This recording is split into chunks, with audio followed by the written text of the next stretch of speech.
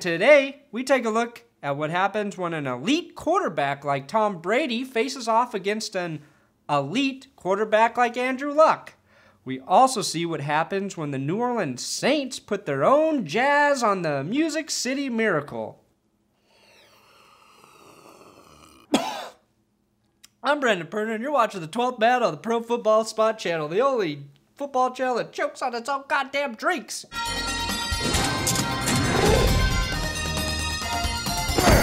Well, football season's almost over. Things are getting crazy. If you love football, then you're gonna love this next weekend in football. In the first round of the playoffs, well, second round if you count the wild card round as a round of the playoffs, the Seahawks beat the Saints 23-15. This game went as expected.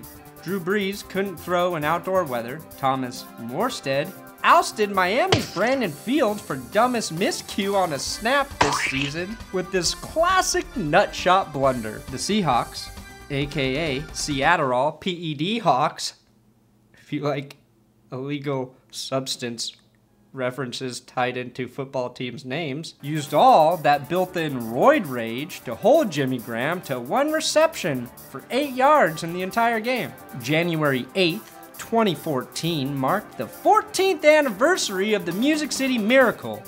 The Tennessee Titans used that play to defeat the Buffalo Bills and eventually go on a playoff run that led to Super Bowl 36. Saints wide receiver Marquise Colston attempted the same thing when the Saints were down 23-15. The biggest difference between Colston's play and the Music City Miracle is that one, Colston's pass was definitely a forward pass, wasn't even close to a lateral. Second, Colston was right by the sideline. There was still time on the clock, Colston. You should have just stepped out. You guys wouldn't have won anyway, but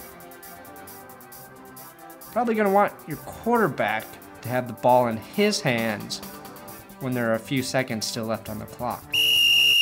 Last week, we told you about how some people already categorized Andrew Luck as an elite quarterback after one 3-interception playoff win against the Kansas City Chiefs. The only way to silence the critics who said he wasn't an elite quarterback was for him to throw 4 interceptions and win a game.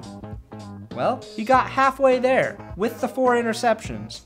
But for some reason, the Colts lost 43-22 to the Patriots. Tom Brady, an actual elite quarterback, showed Luck how to be elite by letting LeGarrette Blount run for 4 touchdowns, while Brady threw for 0. In fact, the only person on the field who could stop Blount was this referee who got in his face. I want to see this ref fight Ed Hockey Lee in a UFC-style cage match.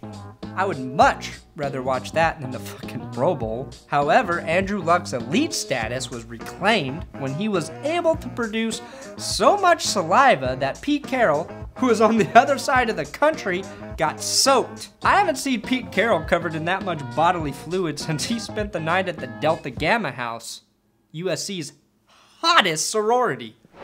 Then we head to Carolina, north or south, I'm not sure, where San Francisco beat the Panthers 23-10. It was almost 100 degrees warmer than San Francisco's previous game, but Colin Kaepernick's blood was still icy cold as he shredded the Panther defense. Well, he didn't really shred them.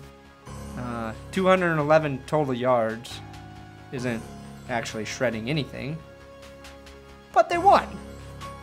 The story of the game was Colin Kaepernick's tribute to Cam Newton. Cam, I will win for you next week in Seattle! He then kissed the tattoo of Cam's face on his bicep and apologized to every member of the Panthers defense on his way off the field. Way to keep it classy, Kaepernick. But let's be real for a second, alright? There's only one Superman in Sunday's game, and that was Ahmad Brooks, who flew over the Panthers' offensive line when he mistimed the snap count.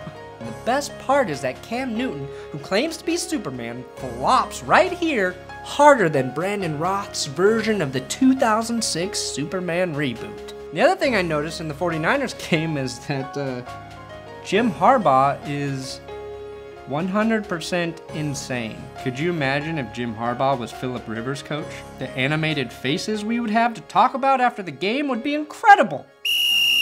And if you want to see full highlights from the Broncos-Chargers game, then you're gonna have to click here.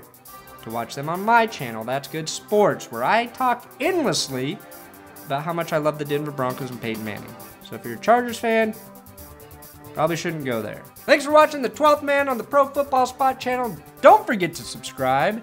Check us out next week after the AFC and NFC championship games are played, so I can tell you who's going to the Super Bowl and who's going to win. And I don't know about you guys, but for the first time in a while, it really feels like the 4 best teams in the league are playing this weekend. So buckle up your chin straps, metaphorically, because none of us actually wear them. Come back after those games are played so you can hear my Super Bowl prediction, which will be accurate.